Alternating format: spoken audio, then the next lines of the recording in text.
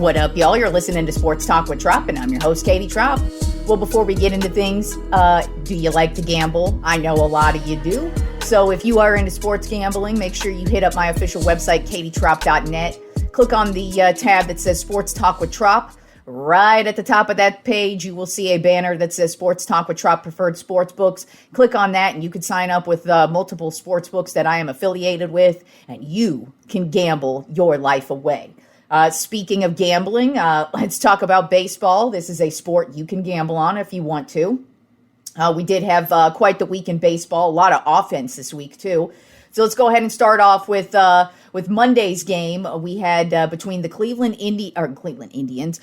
Guardians and the Baltimore Orioles. That's what you get when you change your team name. People are going to still call you your old team name. But anyways, the Guardians did get the big win over the Orioles 3-2.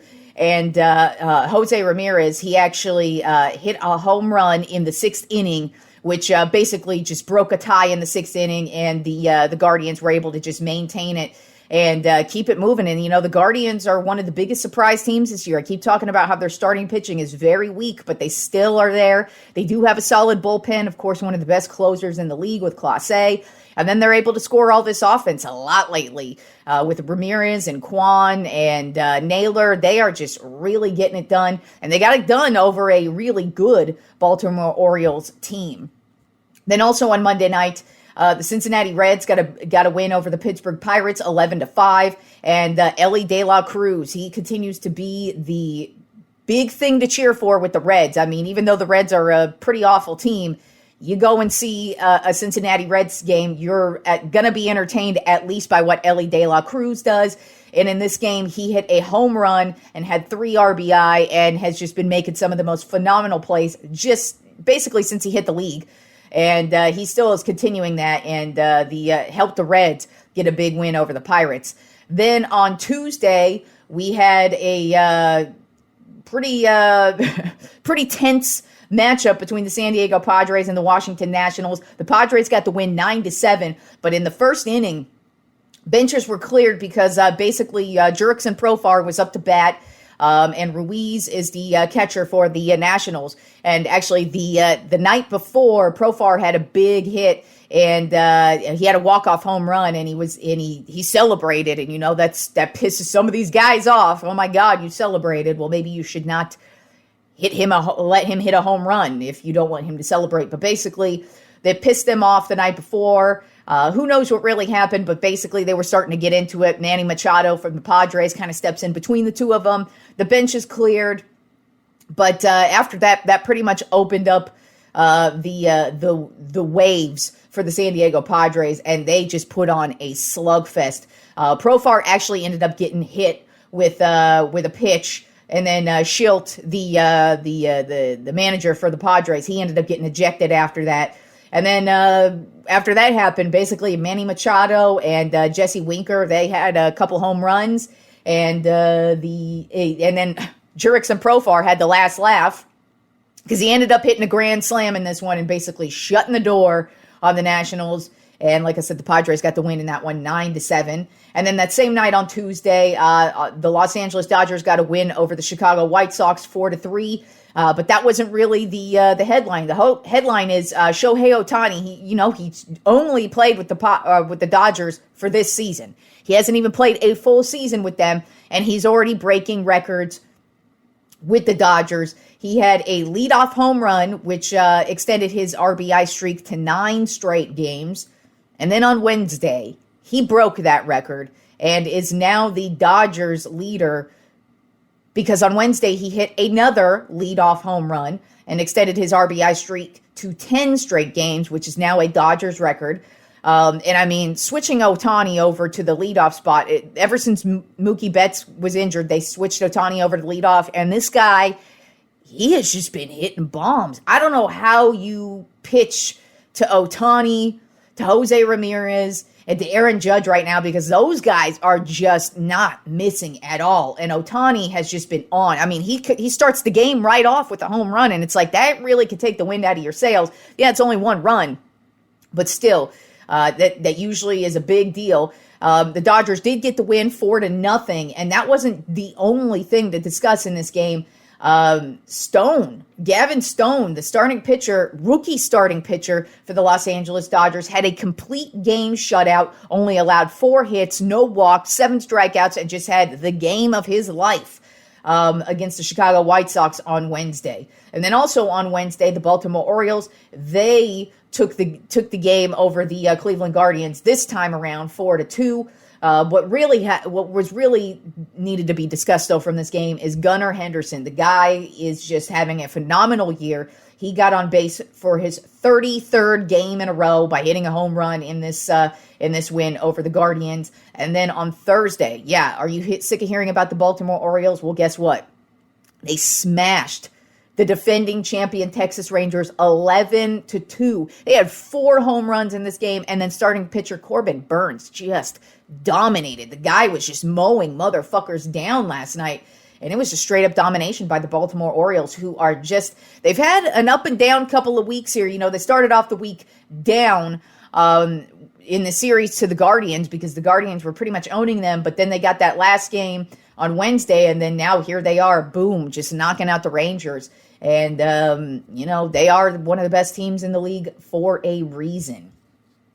Moving on to basketball, because guess what? We had the draft over the last couple of days, Wednesday and Thursday.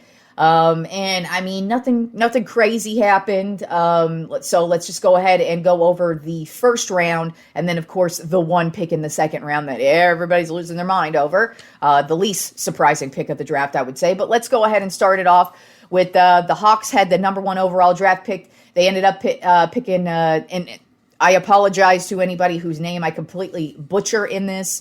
It's just going to happen because that's just the way it is. Don't have such a hard name, motherfuckers. Anyways, the Atlanta Hawks had the number 1 overall pick. They ended up picking Zachary Risache. I think that's how you pronounce his name. I mean, he is from France, so it might have some Frenchy kind of last name, Risache, like that. But anyways, he was the number 1 overall pick for the Hawks. Number 2 pick was the Washington Wizards. They drafted Alex Sarr out of Perth. Number 3 was the Houston Rockets. They drafted Reed Sheppard out of Kentucky. Number 4, the San Antonio Spurs drafted Stefan Castle out of UConn. Number 5, the Pistons drafted Ron Holland II out of the G League. Number 6, the almost called them the New Orleans Hornets. Yet another team that, motherfucker, you move or you change your team name, I'm going to have issues. And so the Charlotte Hornets at number 6 drafted, Tijane Salon of, he must be foreign. I'm not going to even guess where he came from. So, that's who the Hornets drafted. Then at number 7, the Portland Trailblazers drafted Donovan Clingan from UConn. Number 8, the San Antonio Spurs drafted Rob Dillingham out of Kentucky and then ended up trading him to the Timberwolves. Then at number 9, the Memphis Grizzlies drafted Zach Edey out of Purdue. Number 10, the Utah Jazz drafted Cody Williams out of Colorado. Number 11, the Chicago Bulls drafted Matas Buzelis out of the G League. Number 12, the Oklahoma City Thunder drafted Nikola Topic. Obviously, he is foreign, and I have no idea where he comes from, so we're not going to even pronounce that. Then at number 13, the Sacramento Kings drafted Devin Carter out of Providence. Number 14, the Portland Trailblazers drafted Bub Carrington out of Pittsburgh and then traded him to the Wizards. Number 15, the Miami Heat drafted Khalil Ware out of Indiana. Number 16, the Philadelphia 76ers drafted Jared McCain out of Duke. Number 17, the Lakers drafted Dalton, I don't know if it's Connect or Necht, out of Tennessee. Then at number 18, the Orlando Magic drafted Tristan da Silva out of Colorado. And number 19, the Toronto Raptors drafted Jacoby Walter out of Baylor. Number 20, the Cleveland Cavaliers drafted Jalen Tyson out of Cal. Number 21, the New Orleans Pelicans drafted Yves Missy out of Baylor. At number 22, the Phoenix Suns drafted Deron Holmes II out of Dayton and then traded him to the Nuggets. Then at number 23, the Milwaukee Bucks drafted A.J. Johnson. Don't know where he's from because it's foreign. At least that's the way it looks. I don't know. And then at number 24, the New York Knicks drafted Keyshawn George out of Miami. and traded him to the Wizards. Then at number 25, the New York Knicks drafted Pacome Dadier, another foreigner that I can't tell you where he's from. Then at number 26, the Washington Wizards drafted Dylan Jones out of Weber State. He was traded to the Oklahoma City Thunder. Then at number 27, the Minnesota Timberwolves drafted Terrence Shannon Jr. out of Illinois. Then at number 28, the Denver Nuggets drafted Ryan Dunn out of Virginia and traded him to the Phoenix Suns. Then at number 29, the Utah Jazz drafted Isaiah Collier out of USC. And then to round out the first round, at number 30, the Boston Celtics drafted Baylor Shireman out of Creighton. Now, of course, the big news is at number 55, which is the fourth or third to last pick in the draft. Bronny James was drafted by the Los Angeles Lakers. As I said, this was the least surprising draft pick of the day because, of course, LeBron plays for the Lakers. We all knew they were going to draft him or just pick him up as an undrafted free agent. But, I mean, with how far he fell in the draft, you knew they were going to pick him up there. Now, as with all of the draft picks, unlike Bronny, I'm not putting anything on his shoulders. Just because he's LeBron's kid does not mean he's going to be good, does not mean he's going to be shitty. All I do know is that at USC, he was terrible. So I'm not excited about this in any way, shape, or form. But hey, who knows? He could actually turn out to be a pretty good player because you never know what's going to happen with these guys who are drafted. I mean, hell, the first overall pick could turn out to be a bust, and Bronny could turn out to be an excellent player. Who the hell knows? But I'm not going to drop my panties and get all fucking excited about it like some of you motherfuckers are, like this is the greatest thing that ever happened to the Lakers. It's like, no. I could give two shits and a fuck, basically, that we drafted Bronny because he's the second-round pick, number one. It's not like he's some game-changing player coming to play. But one thing I do know is it does suck for him that he is LeBron's kid because there are people who are obviously going to put basically LeBron's legacy on him when it's like, I'm sorry, y'all, just because he's got LeBron's genes don't mean he is LeBron James. I wish him the best. I hope he actually does do well because A, he plays for the Lakers, and B, I mean, I just overall want guys to have good careers. And then, of course, there are people who are upset over nepotism, and it's like, this is not the first time we've had nepotism in sports. Ever heard of Dale Earnhardt Jr., the Mannings? Those are just a couple to throw out there. I mean, that's just how it is. And they just because they are in the league because they're related to somebody doesn't mean they're going to have a good legacy. Doesn't mean anything. They're going to have to put in the work, basically. So Bronny is going to have to put in the work. But like I said, I'm not really excited about it because a dude who averaged 3 points per game in his first year at college, not real exciting for me. Everybody's talking about his defense and how that's going to be the game changer. And it's like, okay. Y'all keep sucking that LeBron dick. You keep doing that. I'm just going to go ahead and let Bronny be Bronny, and we'll see where that goes. Anyways, moving on to a different sport.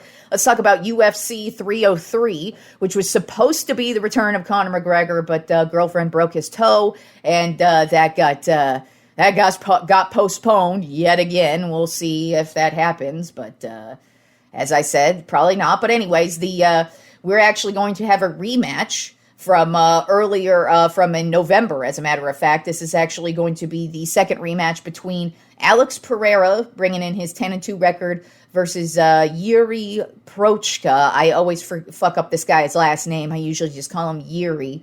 But he's a bad motherfucker, if you do not know. He is 34-1. They are going to be battling out for Pereira's light heavyweight title. I will say, man, Pereira has hit the UFC like no other, really. I mean, he's beat legit dudes. So I mean, he's had some crazy knockouts, and just his skill set is something else.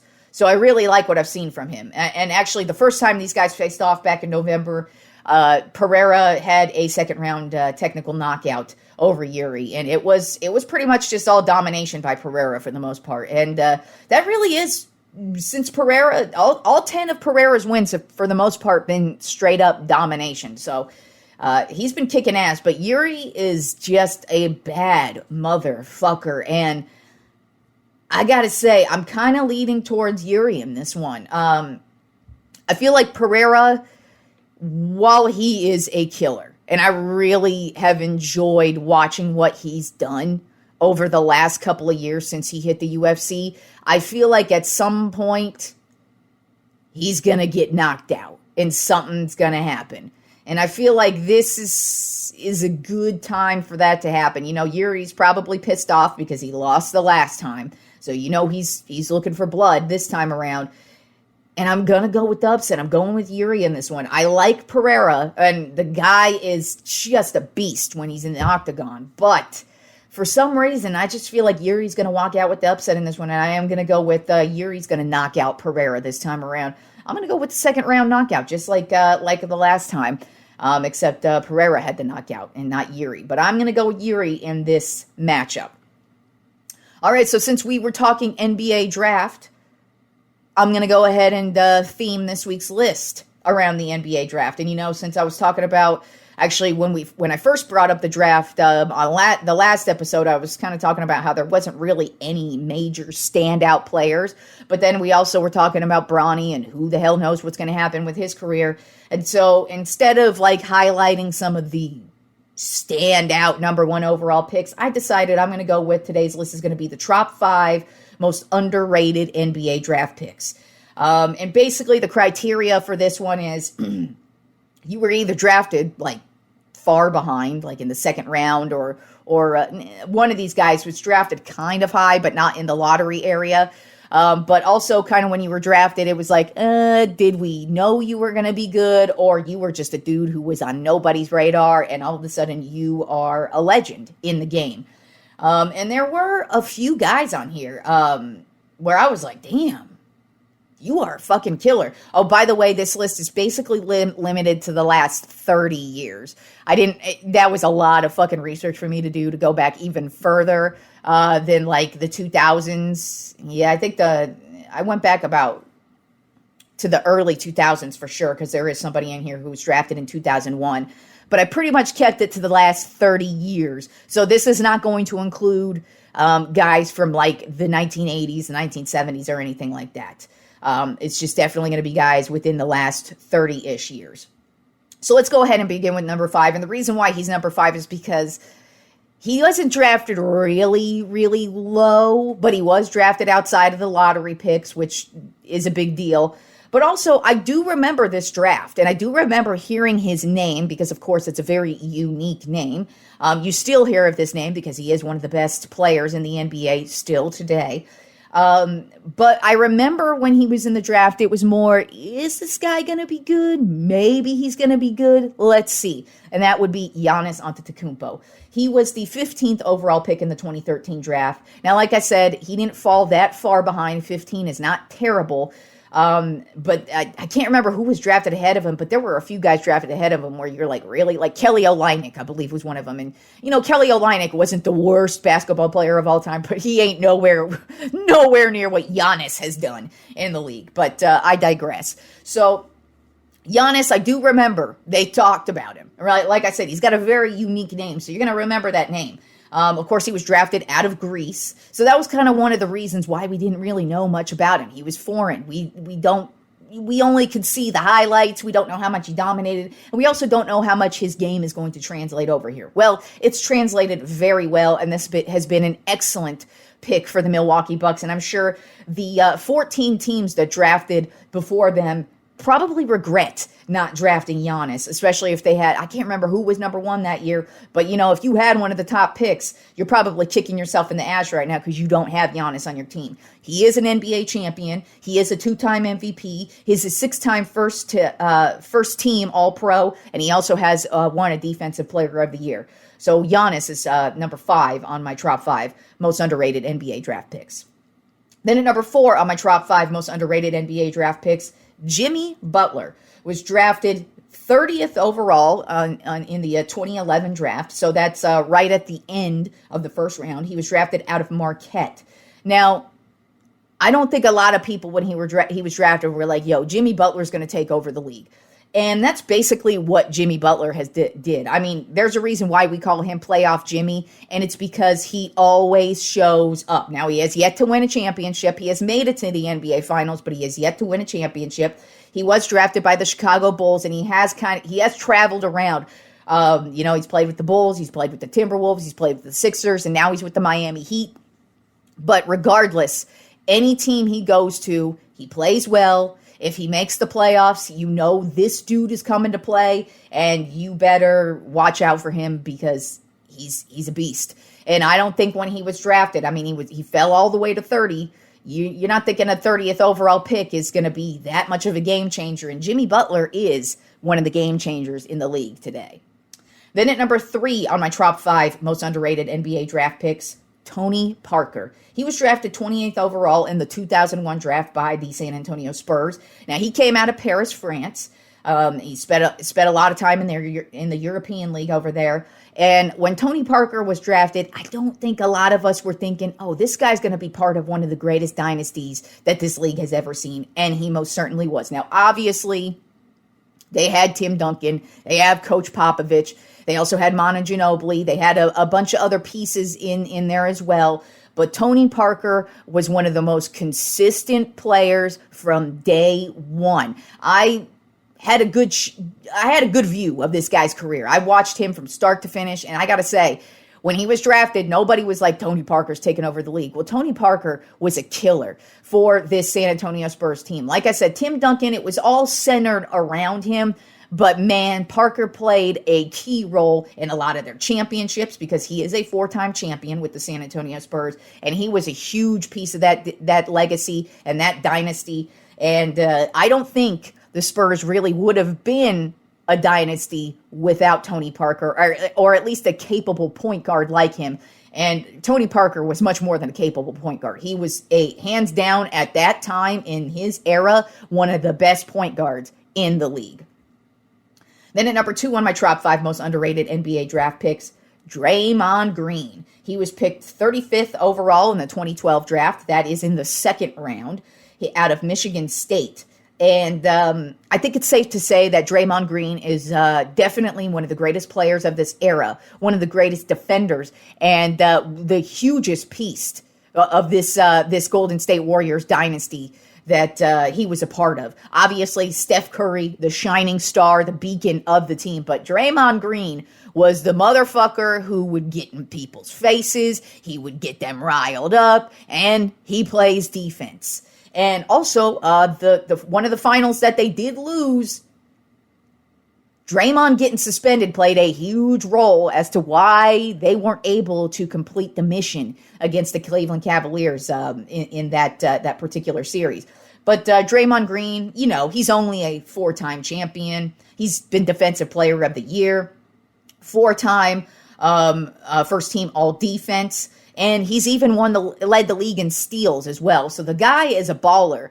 But I don't think when Draymond Green was drafted, anybody was saying at the time, this guy is going to take the league by storm. I feel like he was more of a role player that people thought was just going to, come in and maybe do a little something here and there. No, this guy's been a huge piece of this Golden State Warriors team still to this day.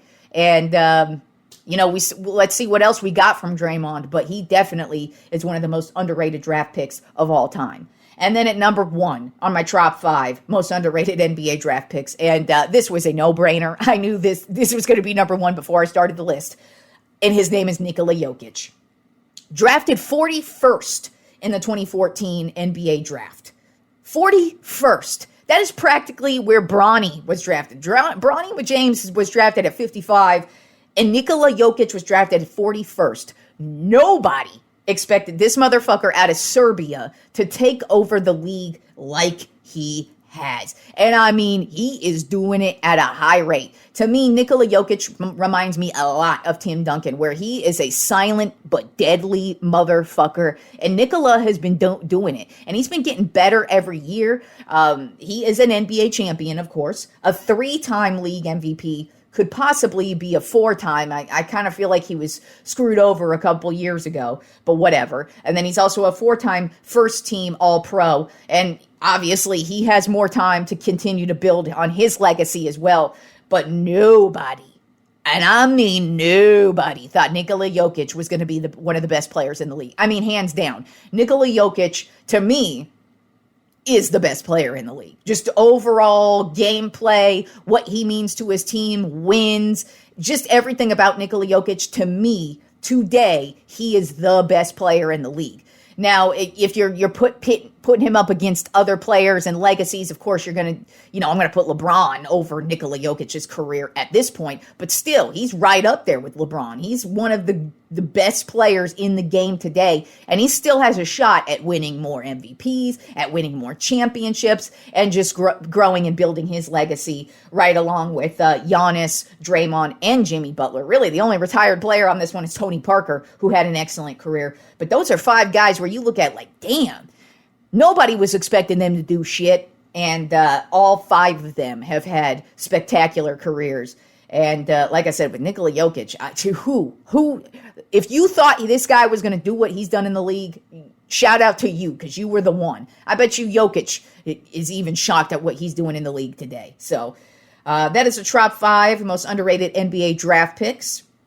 So enjoy the weekend of sports, y'all. And I will talk to you fools on Monday.